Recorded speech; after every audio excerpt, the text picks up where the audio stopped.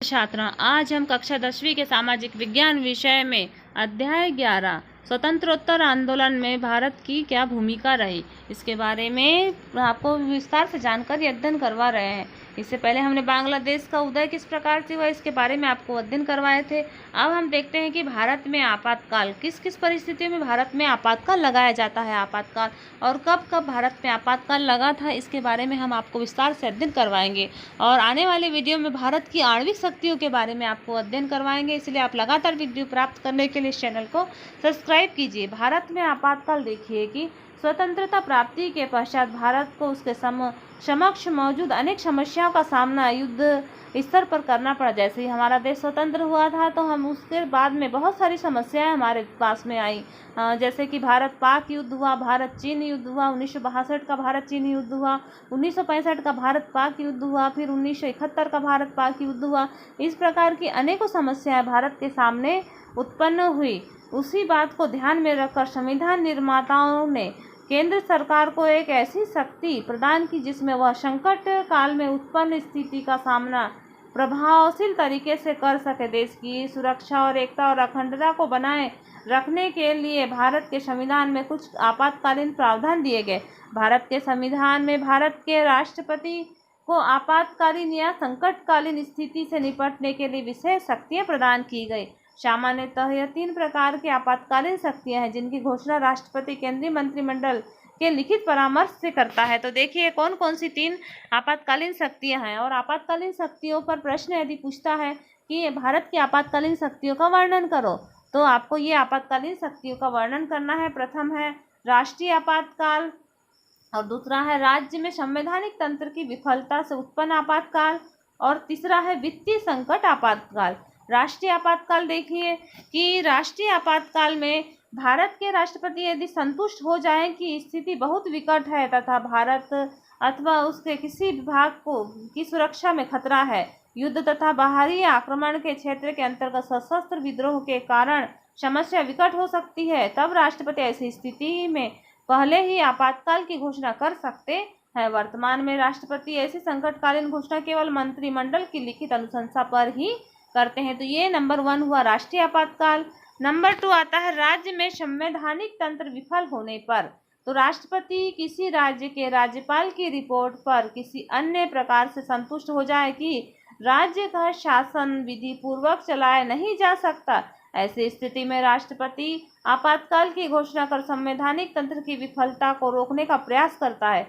और आम बोलचाल की भाषा में उसे कहा जाता है कि राष्ट्रपति शासन लग गया। मान लो कि किसी राज्य, मान लो कि अपने मध्य प्रदेश का राज्य का कामकाज अच्छे से नहीं चल रहा है, तो उस पर राष्ट्रपति शासन लगाया जा सकता है। तो जो राज्यों में लगाया जाता है राष्ट्रपति के द्वारा, वो राष्ट्रपति शासन होता है। उसी प्रकार से होता है वित्तीय संकट। यदि राष्ट्रपति संतुष्ट हो जाए कि भारत अथवा उसके किसी भाग की वित्तीय स्थिति या साख को खतरा है, तो वित्तीय संकट की घोषणा कर सकता है। वित्तीय मतलब पैसे संबंधी, यदि आर्थिक स्थिति गड़बड़ा गई अपने देश की तो वित्तीय आपातकाल की घोषणा की जा सकती है। तो इस प्रकार से आपको ये 3 आपातकालों के बारे में आपको तैयारी करना है, और जो प्रश्न पूछता है तो आपातकाल के बारे में लिखना भी है। इसी प्रकार कभी कभी एक क्वेश्चन आता है, भारत में आपातकाल अब तक कितने बार लगा और क्यों लगा, किन परिस्थितियों में लगा है। तो देखिए भारत में आपातकाल, तो राष्ट्रीय आपातकाल भारत में अब तक 3 बार घोषित हो चुका है। राष्ट्रीय आपातकाल कितने बार घोषित हुआ है, तो 3 बार। तो एक बार चीन द्वारा आक्रमण करने पर 26 अक्टूबर 1962 से 10 जनवरी 1968 तक आपातकाल की घोषणा हुई थी। तो हमने पढ़े थे ना चीन का युद्ध, भारत चीन युद्ध, तो ये हो गया। फिर आता है पाकिस्तान द्वारा आक्रमण करने पर 3 दिसंबर 1971 से 22 मार्च 1977 तक आपातकाल की घोषणा हुई थी। और आंतरिक उपद्रव की आशंका के आधार पर 25 जून 1975 को भारत में आपातकाल की घोषणा की गई थी। इस प्रकार से राष्ट्रीय आपातकाल कितने बार लगे हैं, तो राष्ट्रीय आपातकाल अब तक 3 बार लगे हैं, ये आपको याद रखना है। फिर आता है राज्य में संवैधानिक तंत्र की विफलता से उत्पन्न आपातकाल की घोषणा का प्रयोग अनेकों बार होता है, क्योंकि राज्य की बात है तो जब भी कभी संवैधानिक तंत्र अच्छे से राज्य का नहीं चलता तो राज्य में राष्ट्रपति शासन लगाया जा सकता है। फिर आता है वित्तीय संकट। वित्तीय संकट के कारण भारत में अभी तक कभी भी आपातकाल नहीं लगाया गया है, मतलब वित्त संबंधी कभी भी आपातकाल नहीं लगा। इस प्रकार से आपातकाल के बारे में आप लिख दोगे। अब देखिए, आपातकाल लागू होने के बाद नागरिकों के मौलिक अधिकारों पर प्रभाव पड़ता है। जो नागरिकों को जो 6 मौलिक अधिकार दिए हैं उस पर प्रभाव पड़ता है। यह आपातकाल राज्य सरकारों की स्वतंत्रता पर भी प्रभाव पड़ता है। इसमें केंद्र सरकार की शक्तियां बढ़ जाती, राज्य की शक्ति कम हो जाती, केंद्र की शक्ति बढ़ जाती है।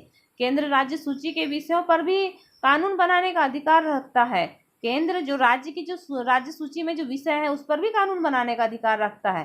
केंद्र राज्य सरकारों के निर्देश देता है और राज्यपाल की रिपोर्ट पर राष्ट्रपति इस प्रकार का आपातकाल लगाते हैं। अनेक बार इस तरह का निर्णय विवाद का विषय भी बन जाता है। साधारणतः आपातकाल शक्तियों का प्रयोग देश हित में किया जाता है, परंतु सर्वाधिक आलोचना का विषय आपातकाल का वह समय था। तो सर्वाधिक इस समय अभी 3 बार आपातकाल लगे, लेकिन सबसे ज्यादा आलोचना का विषय हुआ 25 जून 1975 का जो आपातकाल था, जो आंतरिक उपद्रव की आशंका पर लगाया गया था। यह आपातकाल की आलोचना इसलिए हुई क्योंकि इसके माध्यम से भारतीय संविधान द्वारा प्रदत्त प्राण और दैहिक के अधिकार को राष्ट्रपति के आदेश द्वारा निलंबित किया गया था। मतलब प्राण और देह की स्वतंत्रता को भी निलंबित कर दिया गया था। इसलिए यह आपातकाल बहुत आलोचना का विषय बना रहा था और ऐसी स्थिति में कोई भी व्यक्ति न्यायालय से संरक्षण प्राप्त करने के लिए न्यायालय नहीं जा सकता था। इसलिए जनता पार्टी ने सत्ता में आने के पश्चात नागरिकों के दैहिक स्वतंत्रता के अधिकार को सुरक्षित करने के लिए संविधान संशोधन पारित किया। इसके द्वारा यह स्पष्ट होता है कि दैहिक स्वतंत्रता के अधिकार को राष्ट्रपति के आदेश के द्वारा आपातकाल में भी निलंबित नहीं किया जाएगा, तो देह की स्वतंत्रता बनी रहेगी। फिर आता है 1975 में आपातकाल ने केंद्र सरकार के अनेक अधिकारों का उपयोग करते हुए विपक्ष के सभी प्रमुख नेताओं को बंदी बना लिया। संसद के विचार व्यक्त करने एवं वाद विवाद करने के अधिकार से भी विपक्षी नेताओं को वंचित कर दिया गया। हजारों निर्दोष नागरिकों को भी जेल में बंद कर दिया गया, जिन पर सरकार को केवल संदेह मात्र था।